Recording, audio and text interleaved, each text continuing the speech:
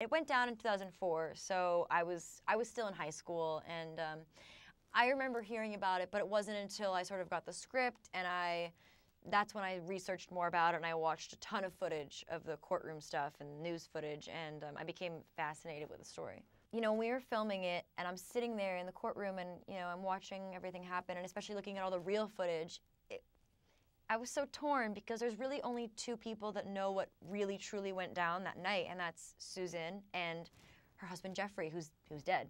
So, you know, you just don't really know. And you know, to really play Susan and sort of step in her shoes, I had to be sympathetic to her, and it's just hard. I think that people will some people will agree with the prosecution, and some people won't, and it's you know. It's sort of a big theme in the movie is like, what would you do in that situation? How, you know, what are human beings capable of? Or can they really be pushed to a point to sort of crack?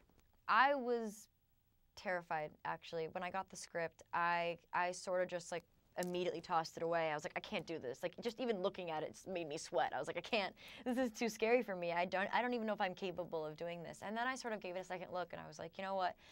If I'm this scared to do this, then this is a real challenge, and as an actor, I'd be an idiot not to do this and try. And so I decided to go for it. And reenacting that night was rough. You know, I mean, we sort of just like dove into it. It's all you can really do, and we were covered in blood, and you just try to like go to a dark place emotionally. I don't know. I mean, yeah, it was very intense and very difficult. I researched a lot on domestic abuse, obviously, because Susan Wright was in that situation. And I'm lucky enough to have never been in a situation like that or know anybody in a situation like that in my life. But I actually have been working with an organization called Shepherd's Door for several years now, and it's a organization that helps women escape domestic abuse in their lives. And it's sort of like an intermediate step to help them safely move on from a bad situation. And talking to these women and hearing their stories, you know, I definitely feel like I have a deeper understanding of it. With every transition, there's like a new set of challenges, you know. I mean, now that I've been doing some more serious roles, you know, I'm happy, and I love to work in all different genres and do all kinds of things. But now, you know, now people are like, oh, but can you be funny? Can you do comedy?